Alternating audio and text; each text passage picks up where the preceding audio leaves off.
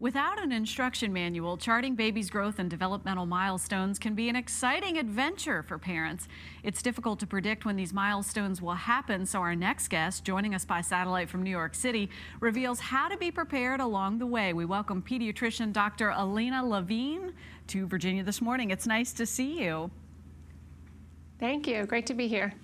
We're talking this morning about these milestones with young people, and as we said, it would be nice if there was an instruction manual, but unfortunately there's not, and there's also a little room for interpretation on that timeline. That's exactly right. I mean, from the moment you bring your baby home, your child will start reaching some milestones. And by 2 to 3 months, you'll see one of the first ones, which is that social smile, where you gaze into your child's eyes and smile, and they smile back at you reflexively, which can be such a wonderful time for parents. It's important to know what to expect when these things are going to happen, and your pediatrician can actually be a very good resource for that. Alana, as we go in to have these well baby checkups or checkups with a pediatrician, if you're encountering anything, a lot of parents start researching and see where they are in terms of milestones at a certain age. Should you be concerned if you're not there, or maybe if you've already moved ahead? So I always tell parents that the milestones are a range and that not all babies develop in each group at the same time. So some children may walk before, maybe the first to walk, whereas other children may be the first to talk. And as long as your child is within that spectrum of the normal range, it's okay. But you're right, as pediatricians, we do see our babies so frequently in the beginning for those well baby checkups. And it's a great time to write down your questions and come in and tell your pediatrician, these are all the things my child's doing, these are the things that I see other children doing that my child's not doing. Is this okay, or do we need to intervene? And Dr. Levine, we pay close attention to making sure that the health of our children is protected in so many ways, but we get so busy at home and so time-starved. Do you have suggestions for how to make sure the home front is best prepared?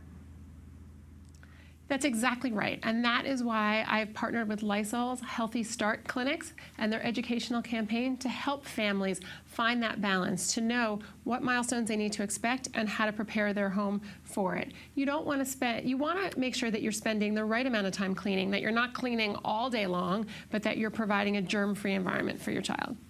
What's the top way to do that necessarily? Because we don't want to clean all day long. There's not time, and you want to be able to share those special moments with your little ones.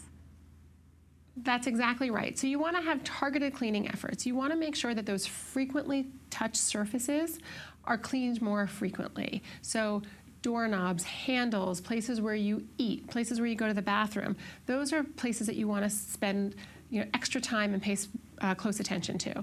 Also, I tell parents that if you have one sick family member, you really want to prevent the rest of the family from getting sick. So you want to exercise really good hand washing hygiene with warm soapy water for 20 minutes and maybe ramp up your cleaning efforts a little bit during that time. Dr. Levine, do we need to make any special consideration for pets? When I talked with my pediatrician, I almost hesitated, but she said, no, it's great because you want to be able to have an environment where the children get used to pets, but you want to make sure you balance that with keeping it clean. Absolutely. I think pets are a wonderful addition to families. You need to make sure that you're always monitoring your pet and your child interaction and you're not leaving them alone in the same room. Also depends on what type of pets you have. Typically, dogs, cats, those animals don't carry germs, but if you're talking about turtles and reptiles and things, you want to make sure that you exercise proper hygiene around your children. Does this picture of cleanliness change as the children get older, or do we kind of have a universal plan? I really recommend a universal plan because you want to protect older children that are going to school and coming home exposed to other germs just as much as you want to protect your young child. The number one thing that I can enforce with children and with families is hand washing. People always ask me, how is it you're a pediatrician and you don't always get sick? And it's because I wash my hands when I walk into the room, I wash my hands when I walk out of the room, and if I'm taking care of a particularly sick child, I'll wash my hands again. It's a simple strategy and a very effective one. I have one milestone question for you. My youngest is 6 months old. When will she start sleeping? Some babies are so nice to their parents and they just give up those middle of the night feedings really easily. Usually by 6 to 9 months, they should be sleeping through the night. So you may need to do a little bit of sleep training with that little one. Okay. Hope is on the horizon. Dr. Alina Levine, thank you so much for being with us. We appreciate it. My pleasure. Some great advice. Hand washing on the way in and on the way out. Definitely important to keep in mind.